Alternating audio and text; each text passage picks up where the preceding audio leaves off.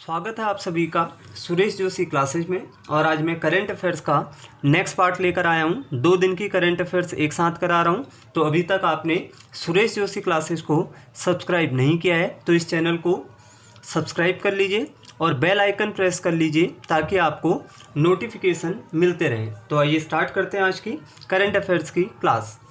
पहला क्वेश्चन है दोस्तों आज का, खोंगजोम दिवस कहाँ पर मनाया गया है? मणिपुर में मनाया गया है, खोंगजोम वॉर मेमोरियल कॉम्प्लेक्स में। खोंगजोम दिवस कहाँ पर मनाया गया है? मणिपुर। अब ये खोंगजोम दिवस क्या है? 1891 में अंग्रेज और मणिपुरी इनके बीच युद्ध हुआ था और इस युद्ध में ये युद्ध हुआ था, इसे कहते हैं खोंगजोम वॉर। खोंगजोम वॉर कभी पूछ ले कब हुआ था? 1891 में हुआ था। और किसके बीच हुआ था? अंग्रेज और मणिपुरी के बीच एक युद्ध हुआ था। अंग्रेज क्या चाहते थे कि मणिपुर में हमारी क्या हो जाए, ब्रिटिश शासन क्या आ जाए, इस राज्य में आ जाए, इस क्षेत्र में। और वहीं मणिपुर के लोग ब्रिटिश हुकूमत को यहाँ पर लाना, यहाँ से भगाना चाहते थे, भाई यहाँ पर कभी ना आए। तो इसी के ऊपर दोनों के बीच युद्ध हुआ था और अंग्रेज जो ब्रिटिश साम्राज्य था वो जीत गया था और मणिपुर पर अपना क्या कर लिया था? अधिकार। तो इस युद्ध में जो सैनिक शहीद हुए हैं उन्हीं की याद में मनाया जाता है खोंगजोम दिवस। और कहाँ पर? मणिपुर। यदि मणिपुर की बात करोगे तो यहाँ के सीएम कौन है? एन बीरेन सिंह। एन बीरेन सिंह यहाँ के क्या हैं? सीएम यानी मुख्यमंत्री हैं। नजमा हेपतुल्ला यहाँ की राज्यपाल, गवर्नर नजमा हेपतुल्ला। पूछ ले कि नजमा हेपतुल्ला यहाँ की क्या है? गवर्नर है। और यहाँ की राजधानी क्या है? इम्फाल। और एक दोस्तों ये भी याद कर लेना, यहाँ पर एक जनजाति रहती है मेइती। ये भी काफ़ी आता है कि मणिपुर की घाटी क्षेत्र में कौन सी जनजाति निवास करती है? मेइती। यदि देखो, यदि घाटी क्षेत्र में आएगा तो क्या लगाना? मेइती। और यदि आएगा कि कुकी जनजाति यहाँ के पर्वतीय क्षेत्र में रहती है। बहुत बार पूछा जाता है ट्राइब्स कि कुकी जनजाति कहाँ पर रहती है? मणिपुर के पर्वतीय क्षेत्र में। और घाटी क्षेत्र में कौन सी जनजाति रहती है? मेइती। और यहाँ पर एक फेमस नेशनल पार्क है, Sirohi national park. Sirohi national park काफ़ी फेमस है क्योंकि सिरोई एक लिली की टाइप होती है, लिली, और ये पूरे विश्व में लगभग विलुप्त है। तो यहाँ पर पाया जाता है सिरोई। सिरोई फूल भी होता है एक लिली। और सिरोई नेशनल पार्क भी है। या Keibul Lamjao national park, Keibul Lamjao national park, ये भी मणिपुर में है। और कौन सी झील पर है? लोकटक झील। कैबुल लामझाओ नेशनल पार्क लोकटक झील में है, जो कि विश्व का एक फ्लोटिंग क्या है? नेशनल पार्क है, तैरता हुआ। भारत का भी एक तैरता हुआ national park Keibul Lamjao national park. तो खोंगजोम दिवस कहाँ मनाया गया है? मणिपुर। अगला क्वेश्चन है दोस्तों कि अंबुबाची मेला कहाँ पर अभी मनाया जाता है? ये तो हर साल असम में मनाया जाता है अंबुबाची मेला, लेकिन 2020 का कोविड-19 के कारण इस मेले को क्या कर दिया है? रद्द कर दिया है असम की सरकार ने। कभी पूछ ले कि अब इस बार रद्द हुआ है। और वैसे भी पूछा जाता है कि अंबुबाची मेला किस राज्य में लगता है? तो असम का मेला है कामाख्या देवी मंदिर में। गुवाहाटी में एक मंदिर है कामाख्या देवी मंदिर।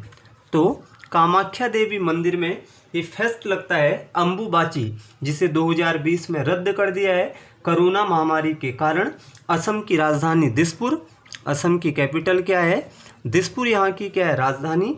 सर्बानंद सोनोवाल, सर्बानंद सोनोवाल यहाँ के सीएम। मुख्यमंत्री कौन है? सर्बानंद सोनोवाल।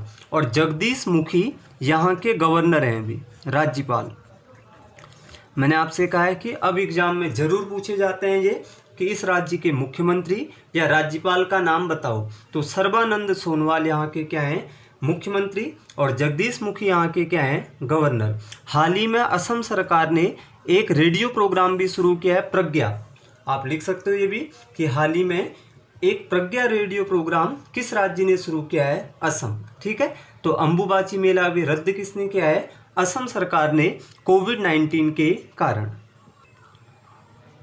अगला टॉपिक है विश्व मलेरिया दिवस, वर्ल्ड मलेरिया डे। हर साल कब मनाया जाता है? 25 अप्रैल को मनाया जाता है विश्व मलेरिया दिवस, 25 अप्रैल। और इस बार की थीम क्या है? Zero malaria starts with me. Zero malaria starts with me.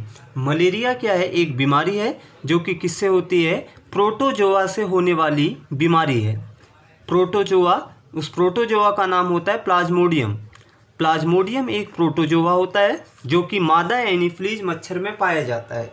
मादा एनीफ्लीज मच्छर, तो उसमें एक प्रोटोजोआ होता है प्लाज्मोडियम, जिसके कारण क्या होता है? मलेरिया। और जब शरीर में मलेरिया बीमारी आती है तो शरीर में आरबीसी क्या हो जाती है? कम हो जाती है। और आरबीसी मरने के लिए कहाँ जाती हैं? स्प्लीन में जाती हैं। तो स्प्लीन का साइज क्या हो जाता है? प्लीहा कहते हैं इसे हिंदी में। प्लीहा का साइज क्या होता है? बढ़ जाता है। आरबीसी डेड होने लगती है, खून कम होगा, खून मरने कहाँ पर जा रहा है? प्लीहा। और स्प्लीन का साइज क्या होता है? बढ़ जाता है। तो ये भी पूछा जाता है कि मलेरिया बीमारी में शरीर के कौन से अंग का साइज क्या होता है? बढ़ जाता है। तो दोस्तों क्या होता है? वो प्लीहा। दोस्तों मलेरिया डे की शुरुआत 2001 से हुई थी, लेकिन इसको कहते थे अफ्रीका मलेरिया डे या African malaria day. African malaria दिवस के रूप में मनाया जाता था 2001 से। और WHO ने 2007 से इसे क्या घोषित कर दिया? विश्व मलेरिया दिवस। ध्यान से सुनना, वर्ल्ड हेल्थ ऑर्गेनाइजेशन ने 2007 से इसको अफ्रीकन मलेरिया दिवस की जगह विश्व मलेरिया दिवस के रूप में मनाने की क्या कर दी थी? घोषणा, कि कैसे मलेरिया बीमारी का रोकथाम किया जाए। और आपको इस टॉपिक के बारे में पढ़ना है तो मैंने यहाँ पर आप देख लेना, मैंने एक ड्रग्स एंड केमिकल्स कराए हैं, उसमें सारा बताया है कि मलेरिया के बारे में पूरा लिखा है उसमें। आप देख सकते हैं उस वीडियो को, आपको सारा समझ में आ जाएगा। ठीक है, तो 25 अप्रैल को विश्व मलेरिया दिवस। और दोस्तों 25 अप्रैल को ही इंटरनेशनल डेलीगेट्स डे भी मनाया जाता है। आप लिख सकते हैं यहाँ पर कि इंटरनेशनल डेलीगेट्स डे, ये भी 25 अप्रैल को मनाया जाता है।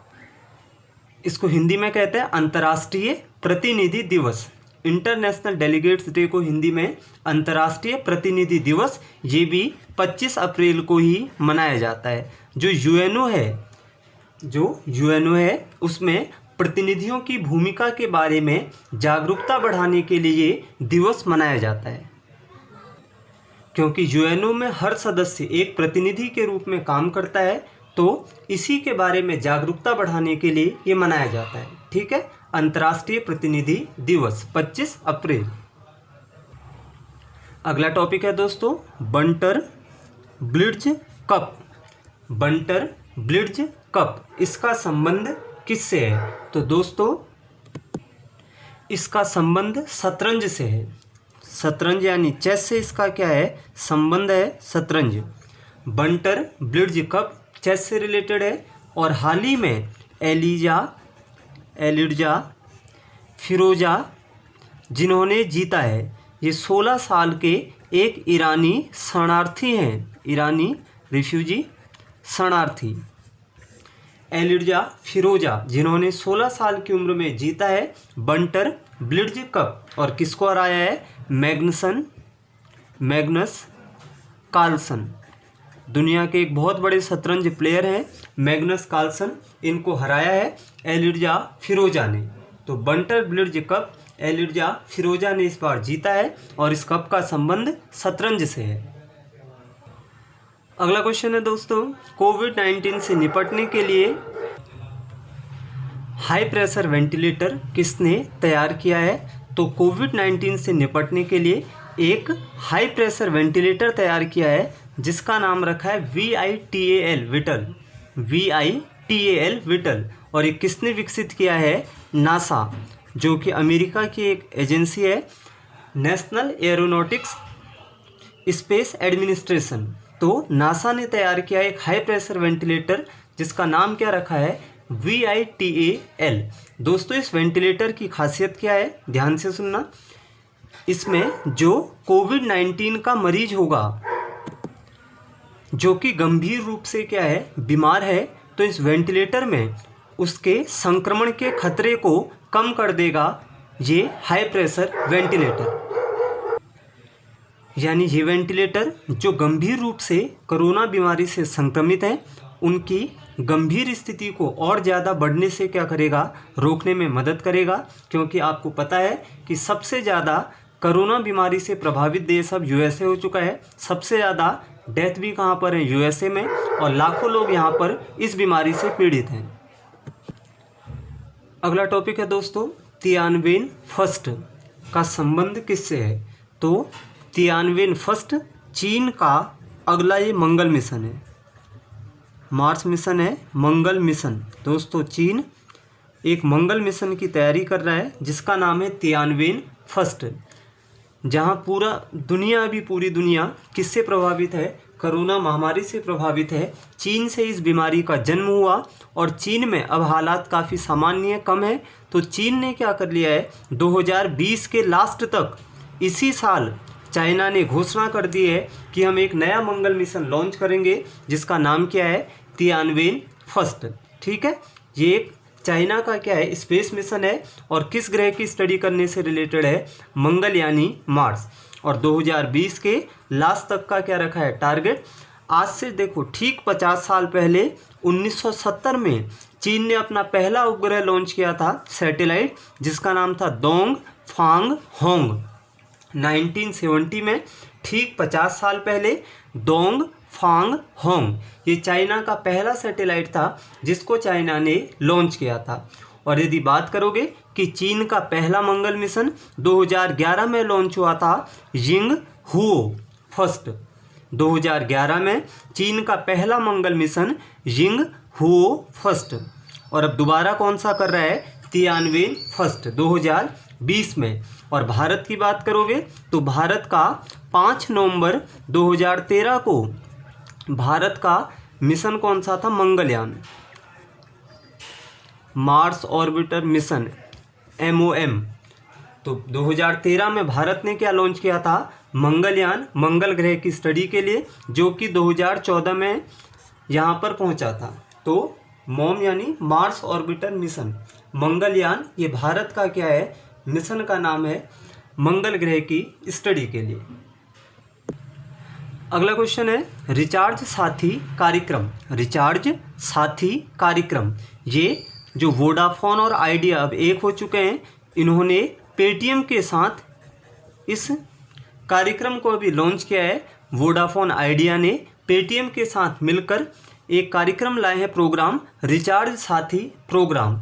ये प्रोग्राम क्या है, जो पेटीएम यूज करते हैं, जो ऐसे लोग जो क्या करते हैं, पेटीएम यूज करते हैं, वो अपने फ़ोन से क्या कर सकते हैं, इन कंपनी के रिचार्ज को क्या कर सकते हैं, सेल कर सकते हैं।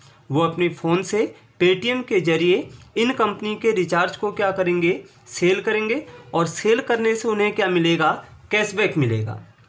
तो याद कर लेना, रिचार्ज साथी कार्यक्रम पेटीएम और वोडाफोन का क्या है, कंबाइंड फॉर्म से क्या इनका जॉइंट वेंचर है। और 2010 में पेटीएम की स्थापना हुई थी, हेड ऑफिस नोएडा में है। और विजय शेखर शर्मा इसके क्या हैं, फाउंडर, विजय शेखर शर्मा। अगला क्वेश्चन है दोस्तों, सुप्रीम कोर्ट ने किस राज्य के अनुसूचित जनजाति क्षेत्रों में एसटी उम्मीदवारों के लिए 100% आरक्षण प्रदान करने के आदेश को निरस्त कर दिया है? तो आंध्र प्रदेश।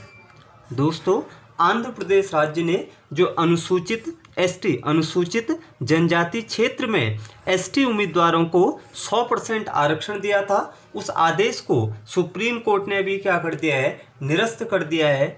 क्योंकि सुप्रीम कोर्ट ने अभी ये कहा है कि जो अनुसूचित जनजाति क्षेत्र हैं वहाँ पर एसटी ही पढ़ा सकते हैं, ऐसा कुछ भी नहीं है। वहाँ पर एक कोई और जनजाति या किसी भी सामान्य वर्ग का व्यक्ति भी पढ़ा सकता है। और इसी के ऊपर आंध्र प्रदेश का जो ये आरक्षण प्रदान करने की मुहिम थी, 100% वाला जो चल रहा था, इसको क्या कर दिया है, समाप्त कर दिया है सुप्रीम कोर्ट ने। और कोर्ट ने आंध्र प्रदेश के सरकार के ऊपर, राज्य के ऊपर इसमें फाइन भी लगाया है कि आपने ये गलत किया था कि 100% आरक्षण नहीं दे सकते हैं। आपको पता है क्योंकि मैक्सिमम 50% आरक्षण देने का प्रावधान है। आरक्षण अधिकतम कितना हो सकता है? 50%। वैसे 2019 में आंध्र प्रदेश भारत का पहला राज्य बना था जिसने अपने यहाँ नौकरी में, प्राइवेट नौकरी में 75% स्थानीय आरक्षण भी दिया था। पिछले साल स्थानीय आरक्षण मतलब वहीं के लोग, प्राइवेट जो वहाँ के सेक्टर हैं, 75% लोग वहीं के काम करेंगे। 2019 में आंध्र प्रदेश ने 75% स्थानीय आरक्षण को भी मंजूरी की है कि वहाँ के लोग ही प्राइवेट सेक्टर में काम करेंगे 75%। अगला क्वेश्चन है दोस्तों, संपर्क दीदी ऐप। संपर्क दीदी ऐप किस सरकार ने लॉन्च किया है? उत्तराखंड सरकार ने स्टूडेंट की स्टडी के लिए एक ऐप लाए हैं, संपर्क दीदी ऐप। छात्रों के अध्ययन के लिए एक ऐप लॉन्च किया है। किसने? उत्तराखंड ने। भाई जो कोविड-19 बीमारी है इसमें हर राज्य क्या कर रहा है? ऑनलाइन स्टडी पर ही अभी क्या कर रहे हैं? फोकस कर रहे हैं। तो उत्तराखंड सरकार ने कौन सा ऐप लाए हैं? संपर्क दीदी ऐप। उत्तराखंड की बात करोगे, यहाँ के सीएम कौन है? त्रिवेंद्र सिंह रावत। त्रिवेंद्र सिंह रावत यहाँ के सीएम हैं और यहाँ के गवर्नर बेबी रानी मौर्य। बेबी रानी मौर्य यहाँ की राज्यपाल हैं और सीएम त्रिवेंद्र सिंह रावत। यहाँ की राजधानी गैरसैंण और देहरादून। गैरसैंण और देहरादून। अब उत्तराखंड ने भी अपनी 2 राजधानियाँ घोषित कर दी है, गैरसैंण और देहरादून। जो देहरादून है ये विंटर कैपिटल है और गैरसैंण समर कैपिटल। गौ से गैरसैंण, गौ से ग्रीष्मकालीन, गर्मियों की राजधानी यानी समर कैपिटल गैरसैंण और विंटर यानी शीतकालीन राजधानी देहरादून। अगला क्वेश्चन है, serve the seniors initiative. Serve the seniors initiative ये हेल्पलाइन किसने शुरू की है? जम्मू कश्मीर। दोस्तों जम्मू कश्मीर राज्य ने एक हेल्पलाइन शुरू की है, सर्व द सीनियर्स इनिशिएटिव। ये हेल्पलाइन क्यों शुरू की है? क्योंकि जो कोरोना बीमारी से सबसे ज़्यादा कौन संक्रमित हो रहे हैं? जिनकी एज ज़्यादा है, जिनकी एज ज़्यादा है वही लोग ज़्यादा, आपने सुना होगा, डेथ रेट भी उन्हीं की है और उन्हीं पर ये वायरस बहुत जल्दी क्या कर रहा है? अटैक कर रहा है। तो ऐसे लोगों को घर से बाहर नहीं निकलने देना है, कम से कम ऐसे लोगों, ताकि ये घर पर ही रहें और इनको सारी चीज़ें घर पर ही क्या की जाए? प्रदान की जाए। ये एम है जम्मू कश्मीर का और हेल्पलाइन एक शुरू की है इसने। और यहाँ के राज्यपाल कौन है? जीसी मुर्मू। जीसी मुर्मू यहाँ के क्या हैं? राज्यपाल हैं जम्मू कश्मीर। अगला क्वेश्चन है दोस्तों, हाल ही में किसने फाइलों के संचालन के लिए ई कार्यालय ऐप लॉन्च किया है? ई मतलब अब डिजिटल रूप से समझ गए होंगे। ई कार्यालय ऐप CISF, जो CISF central industry security force, तो इन्होंने क्या किया है? ई कार्यालय ऐप लॉन्च किया है। यानी बिना टच किए फाइल्स का क्या करना? संचालन करना एक जगह से दूसरी जगह। क्योंकि क्या आ चुका है? ई, और ई का मतलब ही क्या होता है? डिजिटल।